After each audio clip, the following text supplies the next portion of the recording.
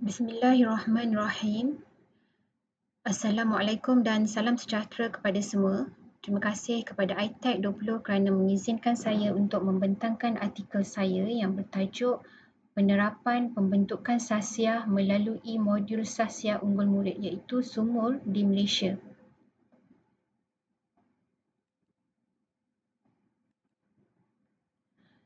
Sebagai pendahuluan, apa yang dimaksudkan dengan sasiah?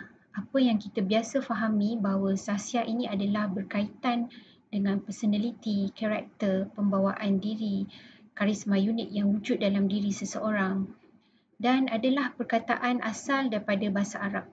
Maka sudah tentu berkait juga dengan seseorang yang berperwatakan teguh dengan ajaran agama serta dinaungi oleh prinsip-prinsip kerohanian dan spiritual.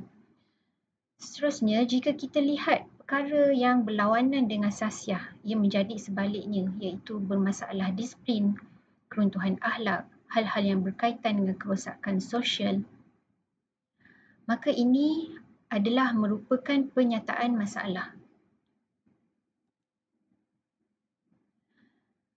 Sebagaimana data-data yang kita lihat seperti penyalahgunaan dadah, mengakses pornografi dan segala masalah-masalah yang berlaku ini sudah cukup menggigit kita untuk memikirkan tentang pembentukan sasiah bermula daripada bangku sekolah lagi. Kalau tidak di sekolah, di manakah lagi tempatnya untuk pembentukan murid ni?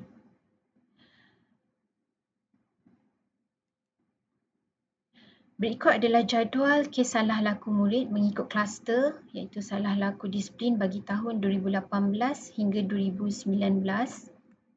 Angka tertinggi, ponteng sekolah, kurang sopan, tidak pentingkan masa, kekemasan diri, rokok, kenakalan, tingkah laku berunsur jenayah, buli, tingkah laku berunsur kelucahan, tingkah laku musnah. Angka-angka ini bagaikan angka-angka jangkitan COVID-19 yang kita sentiasa harapkan untuk turun ataupun suatu DNA yang tidak dikenal pasti dalam diri murid tertanya-tanya mengapa mereka melakukannya. Kesemua ini berlaku adalah bermula daripada krisis dalaman. Ini disebabkan terjadinya kelumpungan nilai dalam diri murid seolah-olah mereka kosong daripada pengisian sama ada psikologi, pengetahuan sosiologi, keagamaan dan kluster-kluster nilai yang lain. Sebagaimana contoh-contoh yang terpapar, nilai murni, motivasi, spiritual, kekuatan emosi, etika sosial, moral, daya tahan, kerohanian yang akhirnya perlu dalam pembentukan sasiah. Krisis dalaman ini boleh dianggap sebagai satu gelombang kemusnahan sosial sebenarnya yang kita tidak tahu bila ia akan berhenti. Bila kita sebut tentang pembentukan sasiah murid, maka tidak sepatutnya terjadi penjarakan nilai seperti mana nilai-nilai yang dipaparkan ini.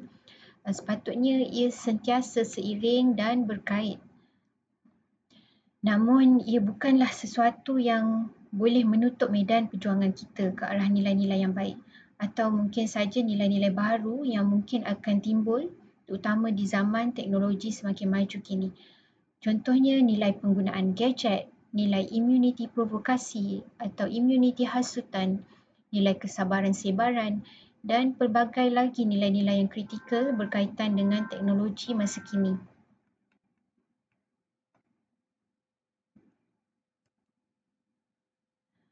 Maka dengan itu, kementerian mempunyai kesedaran dan telah memainkan peranannya. Salah satu contoh ialah suatu program yang berskala besar iaitu program Sumur. Program ini didasari oleh Blueprint PPPM, Plan Pembangunan Pendidikan Malaysia 2013 hingga 2025 di bawah anjakan 3 iaitu terdapat dimensi-dimensi yang bersesuaian seperti menghayati nilai, mengenali adat, mengenali budaya, jati diri warga negara, berfalsafah agama, perpaduan.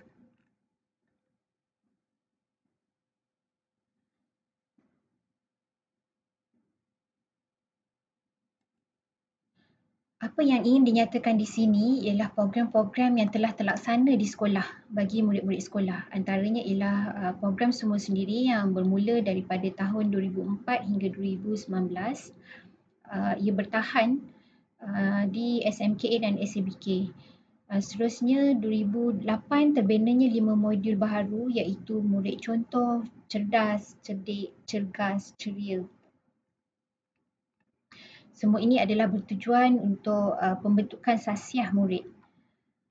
2012 telah wujud pula program pembangunan sasiah diri dan disiplin murid iaitu PSDM yang terdapat 4 objektif dipelopori oleh bahagian pengurusan sekolah harian. Pada 2017, Sumur semakin berkembang ke sekolah-sekolah menengah harian di 80 buah sekolah rintis. Daripada SMKA berkembang ke SMK. Pelaksanaannya bukan sahaja terhadap murid Islam, malahan juga murid bukan Islam. Kemudian 2019 wujud pula manual kesedaran sivik dan amalan nilai murni dalam kalangan murid yang perlu dilaksanakan di perhimpunan selama 10 minit iaitu ke atas murid sekolah rendah dan juga sekolah menengah. Dan kini pada tahun 2020 modul baru diperkenalkan iaitu modul budi bahasa, modul jati diri dan modul penampilan diri. Program ini bukan sahaja dilaksanakan malah diperlihatkan juga keberkesanannya melalui pemantauan dan pemerhatian selaras dengan tujuan dan matlamat yang dikendaki dalam program Sumur. Jadi antara keberkesanannya di 80 buah sekolah sebagaimana jadual, di 80 buah sekolah rintis tersebut, terdapat penurunan kes disiplin bermula 2017 hinggalah 2019 iaitu 2,234 turun kepada 1,487 sehinggalah semakin kurang kepada 1,376 kes. Namun, angka ini masih lagi belum selesa untuk dibanggakan. Kajian dapatan daripada Marziah dan Nurul Iliana 2018 pula berkaitan aktiviti-aktiviti modul Sumur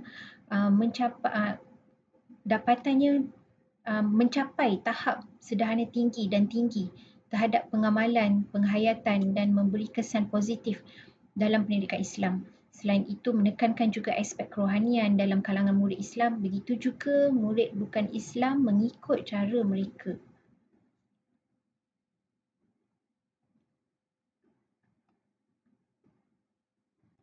Beralih kepada pembentukan sasiah di luar negara, antara program-program luar negara yang hampir selari dengan Sumur dalam pembentukan sasiah ialah seperti teenlife.com secara online dan MIS Muslim Interscholastic Tournament iaitu di Amerika Syarikat.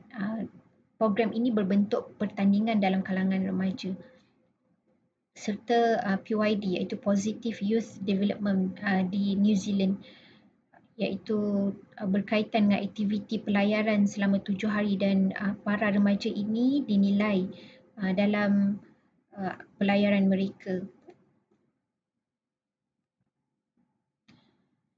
Berikut adalah modul terbinanya pembentukan sasiah melalui modul-modul. Dipetik juga kenyataan-kenyataan dan kajian-kajian para sarjana tentang dimensi-dimensi yang terdapat dalam Sumur iaitu jati diri, cara hidup Islam, penampilan diri dan juga budi bahasa. Namun, dimensi-dimensi lain juga perlu diambil kira sebagai mediator kepada pembentukan sasiah kerana terdapat pelbagai kajian. Sebagai contoh, kecerdasan emosi, spiritual, kepimpinan, keterlibatan, daya tahan.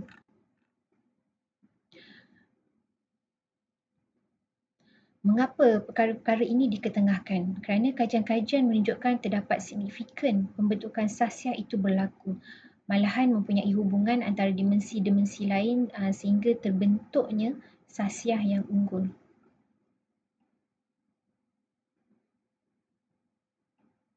Baik, ini adalah kajian-kajian yang telah dilaksanakan iaitu kecerdasan emosi, spiritual, kepimpinan, keterlibatan, daya tahan. Kajian Ya Liu et al. 2013, daya tahan ini berperanan sebagai mediator. Sebagaimana kita lihat, mediator antara sifat kecerdasan emosi dengan kesan keseimbangan. iaitu berkorelasi positif dengan kepuasan hidup.